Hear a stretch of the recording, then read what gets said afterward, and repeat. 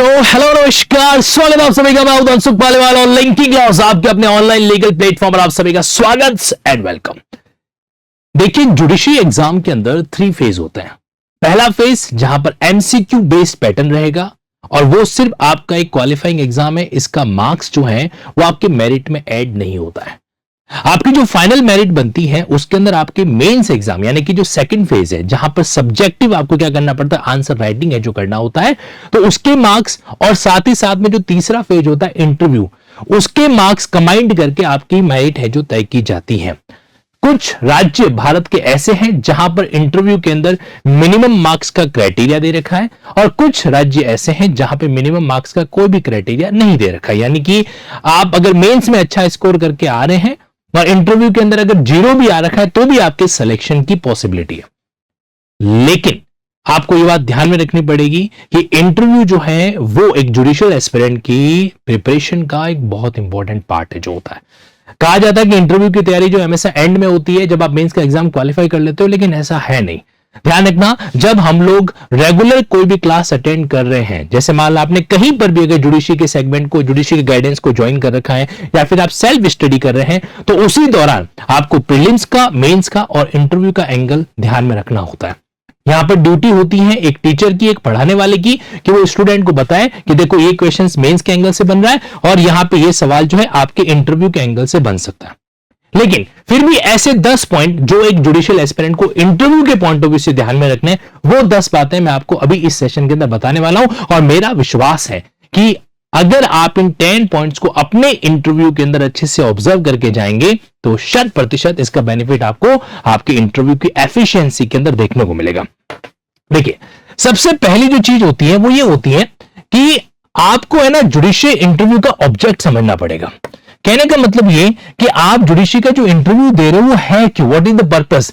तो आज के समय में जुडिशरी को चाहिए एक मैच्योर कैंडिडेट्स, है ना, जो क्या कर सके कोर्ट प्रीमाइसेस के अंदर न केवल मैटर्स को अपने लीगल नॉलेज से ऑब्जर्व करें बल्कि उस कोर्ट को एक तरीके से मैनेज भी कर सके। यस, प्रिजाइडिंग ऑफिसर एक तरीके से कोर्ट के मैनेजमेंट का काम भी है, जो क्या करता है, डील करता है।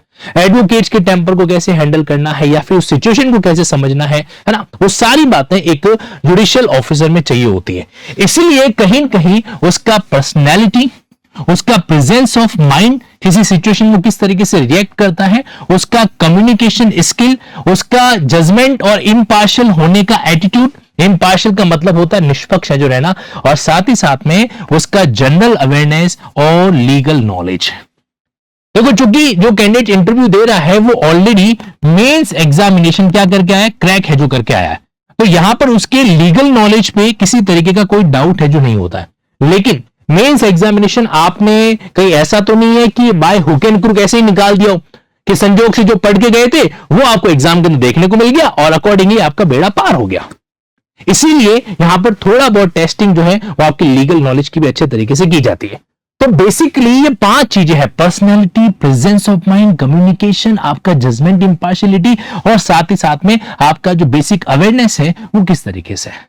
ठीक, और एक बात हमेशा ध्यान रखना, इंटरव्यू का मकसद कभी भी कैंडिडेट्स को ग्रिल करना नहीं होता है, उसको रोस्ट करना नहीं होता है। इंटरव्यू लेने वाले कौन होते पता है, ऑनरेबल जो हाईकोर्ट के जस्टिस होते हैं वो सामान्यतः इंटरव्यू लेते हैं और उनके साथ में कभी कभार जो है एक्सपर्ट पैनल मेंबर के रूप में कोई भी कॉलेज के सीनियर प्रोफेसर वगैरह या रिटायर्ड प्रोफेसर है जो बैठ सकते हैं। तो यहां पर आप लोगों को एक बात बहुत स्पष्ट रूप से ध्यान में रखनी है और वो ये रखनी है कि ऑनरेबल जस्टिस आपका इंटरव्यू ले रहे हैं, इसका मतलब वो अपना टाइम निकालकर आपके लिए आए हैं, लेकिन आपको हैरेस करने के लिए नहीं। आप में से जो सुटेबल कैंडिडेट्स हैं उसको वहां से उठाकर जुडिशियल पोस्ट पर बैठाने के लिए। तो ताली दोनों हाथ से नहीं बजती, ठीक उसी तरीके से आपको भी नीड है और उनको भी नीड है कि जुडिशियल सिस्टम के अंदर एक यंग एनर्जेटिक टाइप के जो जजेस हैं वो आए और उसको डील करें।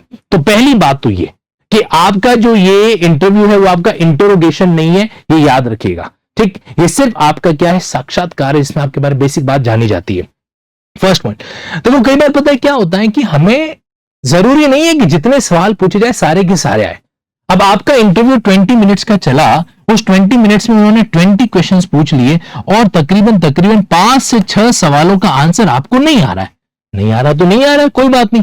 Nobody is perfect from all perspective. 360 degree वाला कोई भी कैंडिडेट है जो नहीं होता है, जो हर एंगल से चीजों को डील करने के लिए तैयार हो। लेकिन अब जैसे मैं आपको 2018 का एग्जांपल देता हूं, उत्तर प्रदेश पीसीएस का 2018 का एग्जाम था, उसमें इंटरव्यू में कैंडिडेट से एक स्पेसिफिक लैटिन मैगजीन पूछी गई कि बताओ भाई इससे जुड़ी हुई लैटिन मैगजीन वो कौन सी, आप बता सकते हो क्या? अब यहां पे कैंडिडेट के पास दो चॉइस थी, कर यार इन्होंने पूछ लिया, मेरे को आ नहीं रहा है, या तो मैं फंबल हो जाऊं या तो थोड़ा सा नर्वसनेस दिखाऊं। उस कैंडिडेट्स ने क्लियरली बता दिया कि भाई मेरे को सर ये जो लैटिन मैगजीन है right now I am not aware, I am not able to recall that particular Latin magazine, है ना। तो उसने मना कर दिया, कोई बात नहीं, इट्स ओके, टॉपिक खत्म हो गया। गलत बताने की बजाय ना बताया जाए, this is better option. Okay, याद रखना। सेकंड जो चीज रहती है वो ये रहती है कि आपको पता है जब आप लोग अपना एप्लीकेशन फॉर्म भरते हैं तो आपके पास भी आपके एप्लीकेशन फॉर्म की एक पीडीएफ सेव रहती है। कब? जब आप ऑनलाइन अप्लाई है जो कर रहे होते हैं। साथ ही साथ में मोस्ट ऑफ स्टेट में ऐसा भी होता है कि इंटरव्यू से पहले आपसे एक फॉर्म फिल है जो करवाया जाता है। उस फॉर्म के अंदर आप अपने से जुड़ी हुई सारी बातें हैं जो क्या करते हो, मेंशन है जो करते हो।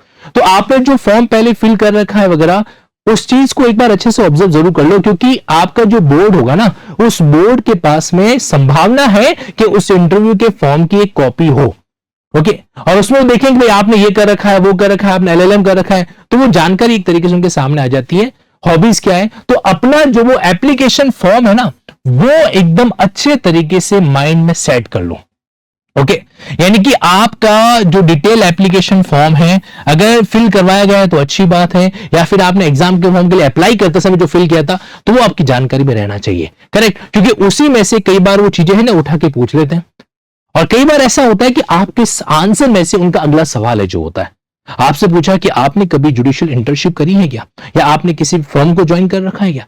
आपने बोला कि हाँ जी मैंने मिस्टर XYZ फर्म को जो है ज्वाइन कर रखा था। अगला सवाल, What did you learn from your internship at XYZ law firm? तो आपसे पूछा जा सकता है बताओ भाई आपने उस लॉ फर्म से है जो क्या सीखा, क्या ऑब्जर्व है जो क्या। आप कहते थे मैं 3 साल से जो है कोर्ट विजिट है जो कर रहा हूं, तो बताइए क्या क्या प्रोसीडिंग आपने ऑब्जर्व की। मतलब आपका ऑब्जर्वेशन जो है वो कैसे पता चलेगा उनको, वो उनको पता चलेगा जब आप अपने ऑब्जर्वेशन को प्रेजेंट है जो करेंगे। करेक्ट, तो यहां पर ये चीज क्या रखती है, मायने है जो रखती है। तो अपने डिटेल एप्लीकेशन फॉर्म के अंदर आपने जो कुछ भी मेंशन कर रखा है, अगर आपने अपनी हॉबी रीडिंग मेंशन कर रखी है, ट्रैवलिंग मेंशन कर रखी है, कुछ भी कर रखा है, तो उसका एक जस्टिफिएबल रीजन, एक जस्टिफिएबल आउटपुट आपके पास में होना चाहिए, है ना। जैसे आप कहते हो कि भाई मैंने जो है मुझे मेरी जो हॉबी है वो स्पोर्ट्स है, स्पोर्ट्स के अंदर भी क्रिकेट है, तो क्रिकेट के 2-4 के नाम बताओ। तो अगर आप एक फीमेल पर्सन है, आपने लिखा क्रिकेट, तो आपको फीमेल क्रिकेट प्लेयर के बारे में भी कुछ जानकारी होनी चाहिए, क्योंकि जो इंसान की हॉबी होती है, हॉबी मतलब फ्री टाइम के अंदर जिस चीज को डील करना चाहे वो उसकी हॉबी है। तो ये यहां पर जरूरी है कि आपके एप्लीकेशन फॉर्म के अंदर एक एक वर्ड के बारे में आपको जानकारी होनी चाहिए, यहां तक कि उसकी फुल फॉर्म भी। अब आपने कुछ मेंशन कर रखा है कि मैंने ये वाला डिग्री कर रखा है, डीएलएल कर रखा है, तो डीएलएल क्या है भैया, फुल फॉर्म। कभी भी जहां तक हो सके शॉर्ट एब्रिविएशन में नहीं चलना चाहिए, हमें फुल फॉर्म मेंशन करना चाहिए। डीएलएल भाई डिप्लोमा इन लेबर लॉस मैंने कर रखा है, तो बताओ मेंशन करो वहां पे उस चीज का आंसर देते समय। देयर आफ्टर तीसरा जो पॉइंट रहता है कि आसपास की जो लीगल डेवलपमेंट है उसके बारे में हमें जानकारी होनी चाहिए। जैसे अभी हमारे भारत देश के अंदर न्यू क्रिमिनल लॉस का सेगमेंट जो है वो एक लीगल डेवलपमेंट के पॉइंट ऑफ व्यू से चल रहा है। दूसरी तरफ आपको याद हो तो सोनम वांगचुक जो कि जिनको एक तरीके से गिरफ्तार करके जो कहां डाला गया, जोधपुर की जेल में डाला गया, तो उनसे जुड़ा हुआ क्या मामला है ये जो हो सकता है, या फिर ऐसा कोई भी नवाचार जो अपने आप में देखने को मिला हो तो वो आपके लिए कंसिडर्ड है जो किया जा सकता है। और इसमें आपकी हेल्प करते हैं सुप्रीम कोर्ट के लेटेस्ट लैंडमार्क जजमेंट। ठीक है, तो सुप्रीम कोर्ट के लेटेस्ट लैंडमार्क जजमेंट या सरकार के द्वारा कोई भी बनाया गया नया वाला कानून, जैसे उदाहरण के लिए आपको पता है एक जन विश्वास विधेयक लाया गया 2023 के अंदर। इस जन विश्वास विधेयक ने कई सारे कानून के अंदर बहुत सारी चीजों को डिलीट है जो किया है।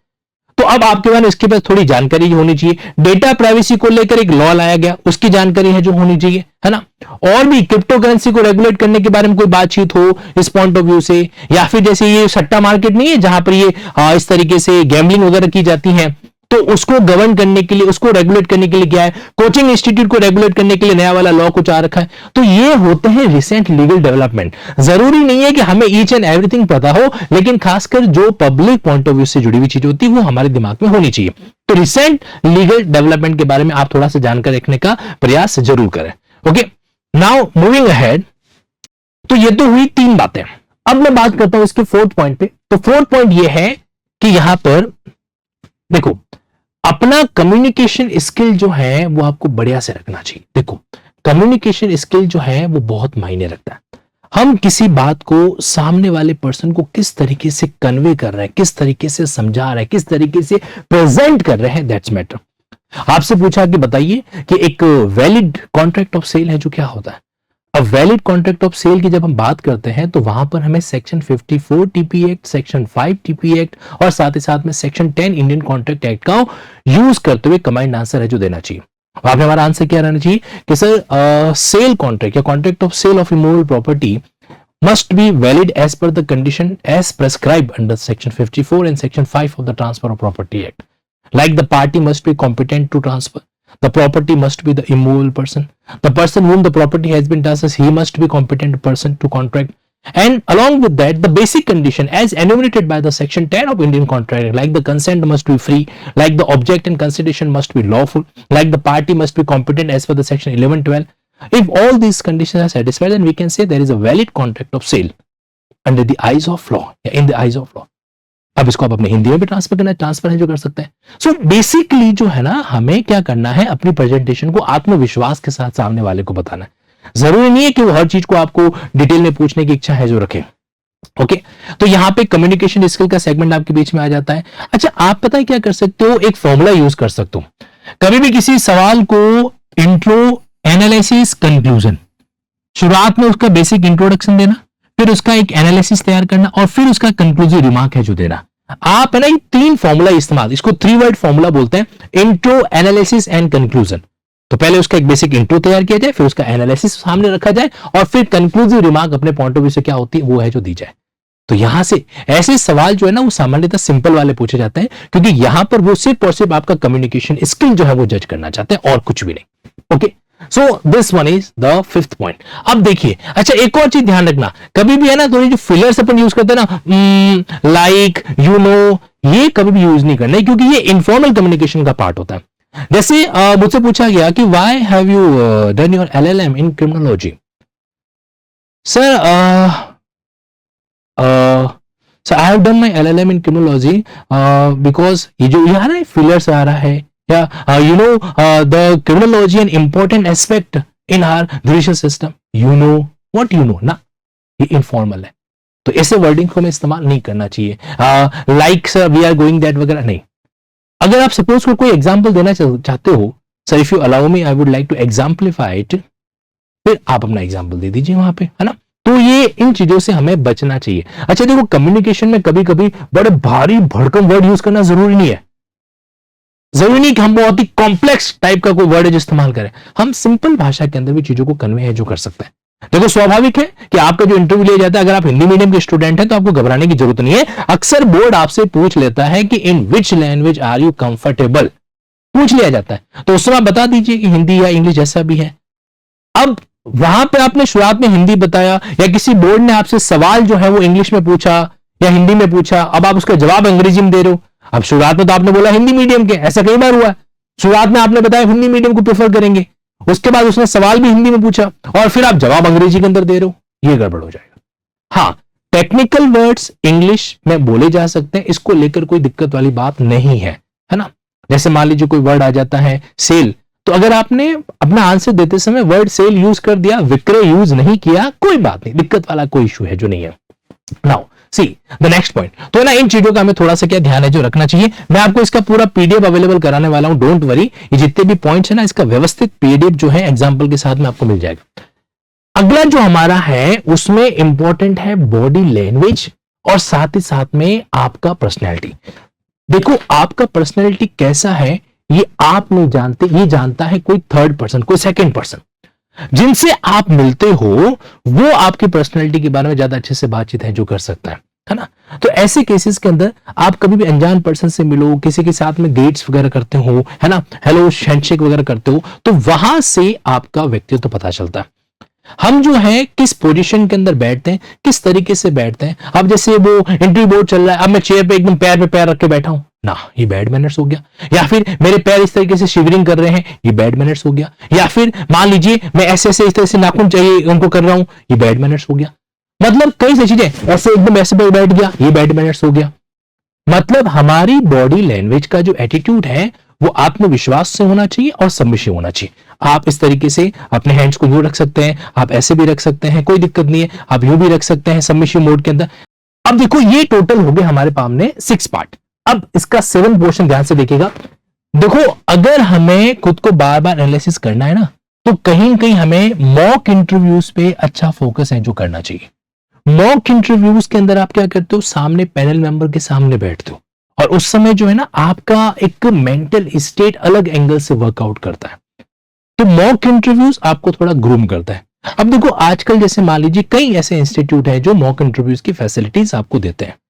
ऐसे केस में हमें थोड़ा ध्यान रखना चाहिए, चूज है जो करना चाहिए कि आपके लिए कौन सा ऑप्शन जो है बेटर रह सकता। जरूरी नहीं है कि मान लीजिए कहीं पर जो है बहुत सारे रिटायर्ड जजेस को बैठाया जा रहा है, ऐसा इंस्टीट्यूट जो 5-5, 6-6 रिटायर्ड जजेस को सामने बैठा के आपका इंटरव्यू करा रहा है, तो वो आपका अच्छा इंटरव्यू ले, ऐसा जरूरी नहीं होता है। कई बार ऐसा होता है कि उल्टा 1-to-1 जो कम्युनिकेशन करने वाला इंटरव्यू चल रहा होता है ना, जो सामने इंटरव्यू लेने वाला एक ही पर्सन है, मॉक इंटरव्यू की बात कर रहा हूं मैं, एक ही पर्सन जो है आपसे कंटिन्यू सवाल जवाब है जो कर रहा है, बातचीत कर रहा है, ये भी अपने आप में एक अच्छा इंपैक्ट जो क्रिएट करता है। सो इट टोटली डिपेंड कि आप कहां पे किस तरीके से इंटरव्यू है जो दे रहे हैं, और मॉक इंटरव्यू देना जरूर चाहिए। ओके, इससे पता है क्या होता है, हमारी एक अलग हैबिट है जो डेवलप है जो होती है। एक चीज मैं आपको और सजेस्ट करूंगा, देखो आज के टाइम में सबके पास में स्मार्टफोन है, ठीक है, तो स्मार्टफोन के अंदर आपको कैमरे का फ्रंट कैमरा ऑन कर दीजिए और फिर खुद के बारे में बहुत कुछ चीजों को रिकॉर्ड कीजिए, है ना। इस तरीके से आपके सामने अपना कैमरा आप रख दीजिए और वहां पर अपने बोलने के अंदाज को लेकर, बातचीत करने के अंदाज को लेकर कोई भी स्टोरी सुनाइए और उसको वापस देखिए, वापस उसको 1 या 2 बार ऑब्जर्व है जो कीजिए। यकीन मानिए ये जो सेल्फ इंप्रूवमेंट की जो टेक्निक्स होती है ना, ये भी बहुत अच्छे तरीके से वर्कआउट है जो करती है।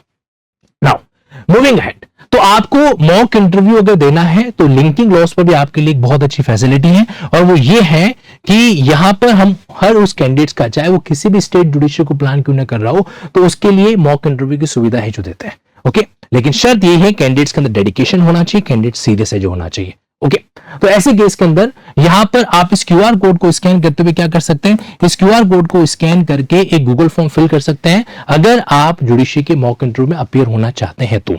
ओके, आपके मॉक इंटरव्यू के टाइमिंग के अंदर मैं आपको 3 से 4 चीजें अवेलेबल कराने वाला हूं।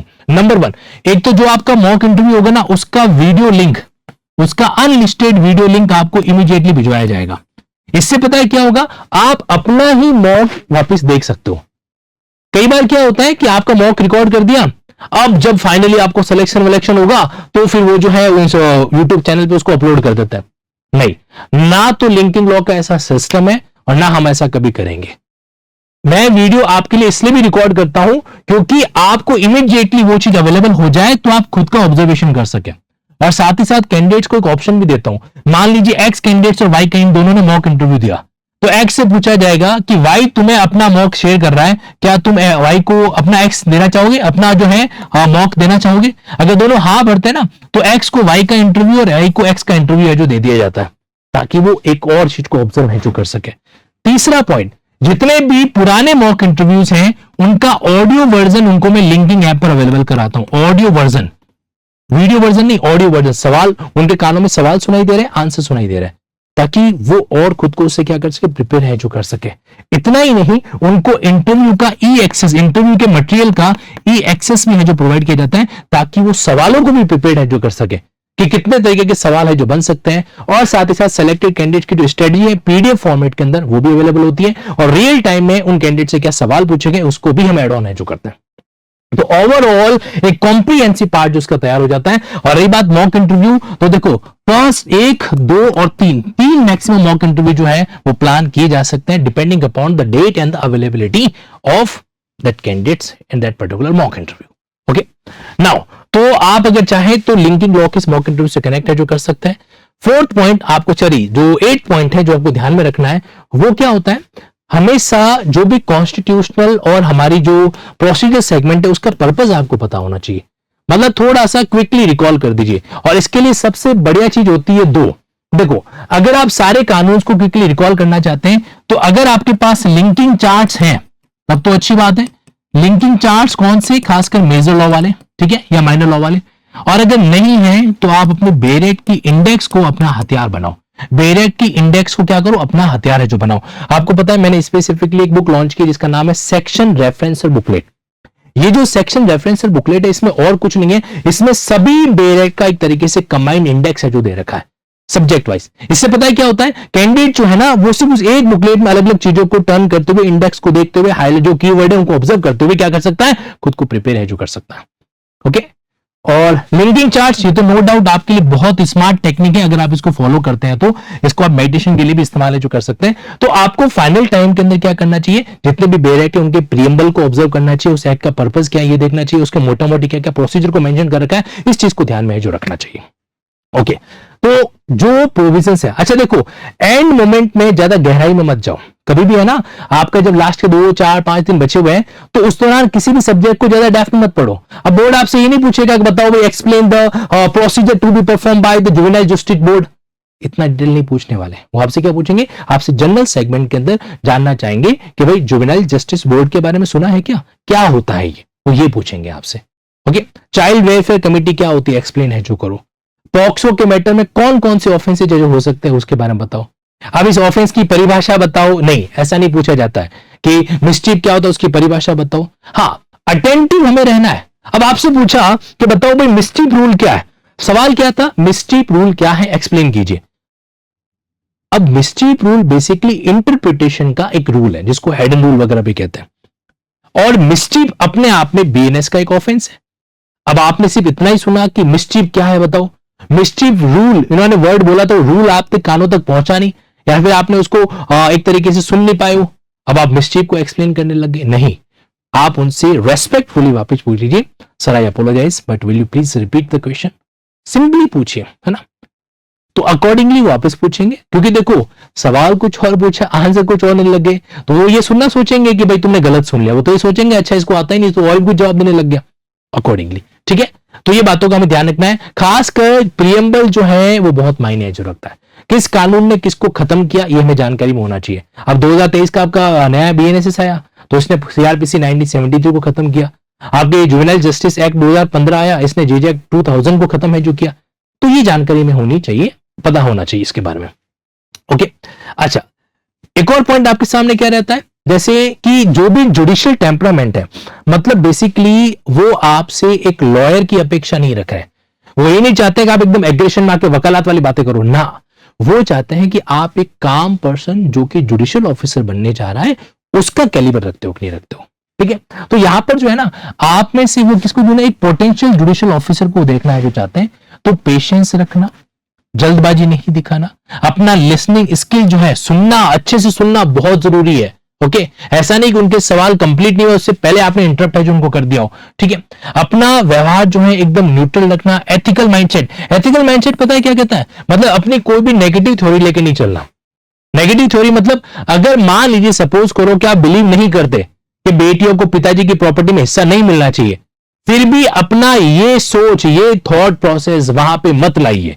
एक और एग्जांपल, मान लीजिए कि आपका ये मानना है कि गर्ल्स को अपने आउटफिट, अपने क्लोथिंग्स वगैरह ध्यान से अच्छे से पहनने चाहिए, मतलब ऑफेंस के पीछे एक रीजन उनकी ये जो आउटफिट्स होते हैं वो भी हो सकता है, फिर भी ये चीज बोर्ड के सामने मत लाइए। अपना नेगेटिव एस्पेक्ट आपको कभी बोर्ड के सामने नहीं रखना चाहिए, भले ही आप इंटरनल नेगेटिव हो, क्योंकि वहां पे राजा हरिश्चंद्र बनने की जरूरत नहीं है, क्योंकि वो चीज आपके लिए क्या कर सकती है, वापस बैक फायर है जो कर सकती है। ओके, आपको बिल्कुल एथिकल माइंडसेट है जो रखना है, अकॉर्डिंगली आपका आंसर है जो वहां पे होना चाहिए। ओके, फर्दर एक और बात मैं आपको बताना चाहता हूं कि पूरे इंटरव्यू के अंदर आपके आंसर्स के अंदर जो है ना आपकी पॉजिटिवनेस झलकनी चाहिए, कि मतलब आप इस तरीके से जुडिशरी के प्रति इंक्लाइन क्यों है ना। और भी कई सारी चीजें होती हैं जो हमारे लिए मायने रखती है, बट बेसिकली मोटा मोटी इन चीजों का हमें ध्यान रखना होता है। आखिर में जाते जाते मैं आपसे एक बात है जो कहना चाहता हूं, अल्टीमेटली इंटरव्यू के अंदर जो है ना हम सारे कानून को रिवाइज नहीं कर सकते, क्योंकि इंटरव्यू के लिए आपको टाइम पीरियड मिलता है 10, 15 या मैक्सिमम 1 महीने का। अब उस 1 महीने में सारी चीजों को जो आपने शुरू से लेकर एंड तक पढ़ा है वो पॉसिबल नहीं हो पाता। इसलिए हमेशा मेरी बात याद रखना कि इंटरव्यू जो है ना वो आपके प्रीलिम्स की स्टेज से ही प्लान हो जाना चाहिए। प्रीलिम्स के साथ साथ ही आप क्या करो, मेंस ओरिएंटेशन और इंटरव्यू के ओरिएंटेशन को दिमाग में लेके चलो, ठीक है, ताकि वो पैटर्न उसके अकॉर्डिंग फुलफिल है जो किया जा सके। इनफैक्ट लिंकिंग ऐप पर जो भी आपकी जुडिशरी की क्लास होती है ना, तो उसमें मेरा जो तरीका रहता है वो यही रहता है, मैं सेक्शन की लैंग्वेज को वापस नहीं लिखवाता, सेक्शन की टेक्स्ट को बोल बोल के मैं आपको प्रोनाउंस करूं, आप उसको हाथ हाथ से लिखो, नहीं, मैं सेक्शन की लैंग्वेज में से कीवर्ड निकालता हूं जिससे आप उसको रिकॉल एजू कर सके, और उन कीवर्ड की सहायता से डायग्राम बनाते हैं, ठीक है, और उस डायग्राम को क्या करते हैं, अलग अलग कॉन्सेप्चुअल प्रोविजन से लिंक जो करते हैं, और ये पैटर्न है जो रहता है। इससे पता है क्या होता है, अब आपके पास में डायग्रामेटिक नोट्स है ना, तो आप 15-20 सेक्शंस को आसानी से 1 मिनट के अंदर क्या कर सकते हो, रिकॉल है जो कर सकते हो। दिस इज द पैटर्न, और प्रीलिम्स में भी काम आता है, मेंस में भी काम आता है, इंटरव्यू के अंदर भी काम आता है। तो मेंस में कैसे आता है, अरे भाई अगर आपको कोई कीवर्ड है तो उससे लाइन में ही तो कन्वर्ट करना है उसको, हमें वहां से फिर क्या करना है, एक लाइन ही तो कंस्ट्रक्ट, एक सेंटेंस ही तो कंस्ट्रक्ट करना होता है, दैट्स व्हाई। ओके, तो अगर आप जुडिशियल सेगमेंट को लिंकिंग ऐप के जरिए डील करना चाहते हैं देन मोस्ट वेलकम। अभी आप लोगों के लिए दिवाली स्पेशल कंसेशन चल रहा है जिसका बेनिफिट ले सकते हैं।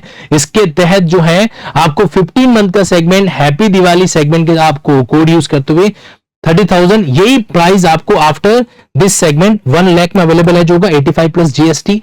24 मंथ यानी कि 2 साल का सेगमेंट हैप्पी दिवाली 24 कोड के साथ में इस प्राइस पे 44,510, और यही सेगमेंट आपको आफ्टर दिवाली 1.25 में मिलेगा।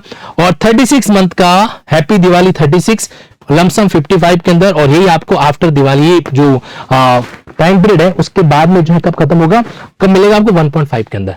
ये इसलिए दिवाली की खुशियां आपके साथ में शेयर जो की जा रही है।